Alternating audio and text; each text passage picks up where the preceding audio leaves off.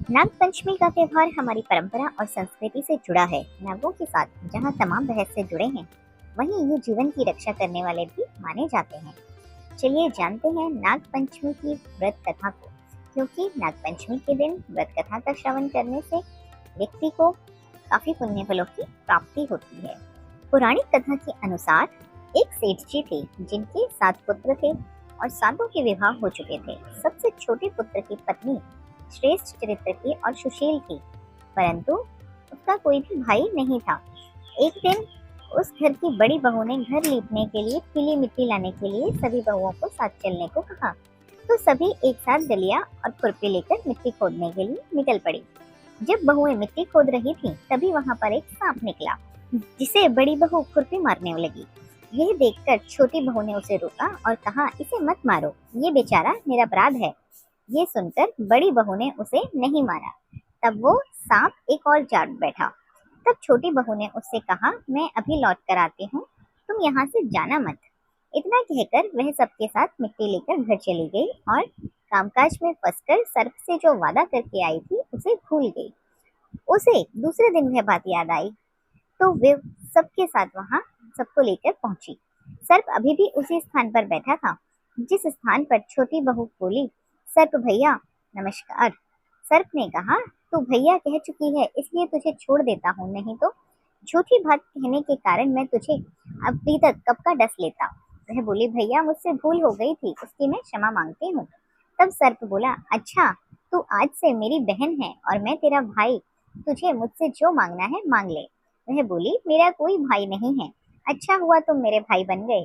कुछ दिन व्यतीत होने पर सांप मनुष्य का रूप रखकर उसके घर आया और बोला कि मेरी बहन को भेज दो।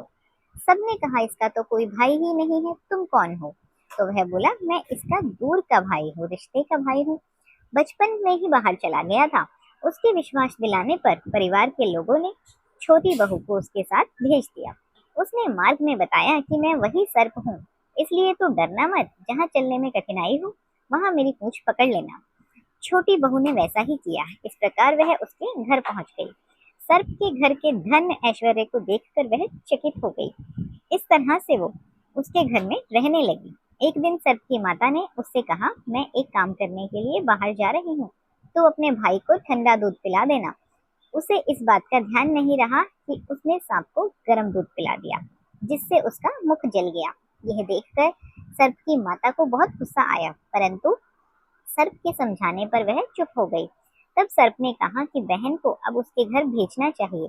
तब सर्प और उसके पिता ने उसे बहुत सा सोना चांदी जवाहरात वस्त्र आभूषण देकर विदा किया। इतना ढेर सारा धन देखकर बड़ी बहू उससे जलने लगी और कहने लगी, तेरा भाई तो बड़ा धनवान है, तुझे तो उससे और भी धन लाना चाहिए। सर्प ने जब ये वचन सुना तो उसने उसे सोने की वस्तुएं दे दी। यह देखकर बड़ी बहू ने कहा, इन वस्तुओं को झाड़ने की झाड़ू भी सोने की होनी चाहिए। तब सर्प ने झाड़ू को भी सोने का बनाकर दे दिया। सर्प ने छोटी बहू को हीरो मणियों का आभूषित हार भी दिया, जिसकी प्रशंसा उसकी रानी ने भी सुनी और वह राजा से बोली कि सेठ की छोटी बहू का हार मुझे चाहिए। राजा ने मंत्री को हुक्म दिया कि उससे वह हार तुरंत ही ले आओ। मंत्री ने सेठ जी से कहा कि महारानी जी छोटी बहू का हार पहनेंगी, वह हमें दे दीजिए। सेठ जी ने डर के कारण छोटी बहू का हार उन्हें दे दिया। छोटी बहू को यह बात बहुत बुरी लगी। उसने अपने सांप भाई को याद किया और प्रार्थना की, भैया रानी ने हार छीन लिया है, तुम कुछ ऐसा करो कि जैसे ही रानी वह हार पहने वह सांप बन जाए। जब वह मुझे उसे लौटा दे तब वह हार हीरो और मणियों का हो जाए। सर्प ने ठीक वैसा ही किया। जैसे ही रानी ने हार पहना वैसे ही वह सांप में बदल गया, जिसे देखकर रानी चीख पड़ी और डर गई। ये देखकर राजा ने सेठ के पास खबर भेजी कि छोटी बहू को तुरंत भेजो। सेठ जी स्वयं छोटी बहू को लेकर राजा के दरबार में उपस्थित हुए। राजा ने छोटी बहू से पूछा, तूने क्या जादू किया है, मैं तुझे दंड दूंगा। छोटी बहू बोली, राजन धृष्टता क्षमा कीजिए, ये हार ही ऐसा है कि मेरे गले में हीरो और मणियों का रहता है और कोई और इसे पहनता है तो वह गले में सांप बन जाता है। यह सुनकर राजा ने वह सर्प बनाकर उसे दे दिया। अब भी पहनकर दिखाओ। छोटी बहू ने जैसे ही उसे पहना वैसे ही वह हार हीरो मणियों का हो गया। ये देखकर राजा ने प्रसन्न होकर उसे बहुत सी मुद्राएं भी पुरस्कार में दी। छोटी वह हार अपने गले में डालकर घर लौट आई। उसके धन को देखकर बड़ी बहू ने बड़ी ईर्ष्या की और उसको पति को सिखलाया कि छोटी बहू के पास इतना धन कहाँ से आया है। ये सुनकर उसके पति ने अपनी पत्नी को बुलाया और कहा कि ठीक ठीक बता कि ये धन कहाँ से आया। तब वह स्त्री फिर अपने सर्प भाई को याद करने लगी। तब उसी समय सर्प ने प्रकट होकर कहा, यदि मेरी धर्म बहन के आचरण पर किसी ने संदेह किया तो मैं उसे खा जाऊंगा। ये सुनकर छोटी बहू का पति बहुत प्रसन्न हुआ और उसने सर्प देवता का सत्कार किया। कहते हैं उसी दिन से नागपंचमी का त्योहार मनाया जाता है और स्त्रियां सांप को भाई मानकर उनकी पूजा करती हैं। तो दोस्तों, ये थी नागपंचमी की पुण्य कथा। आशा करती हूँ कि आप लोगों को ये कथा जरूर पसंद आई होगी।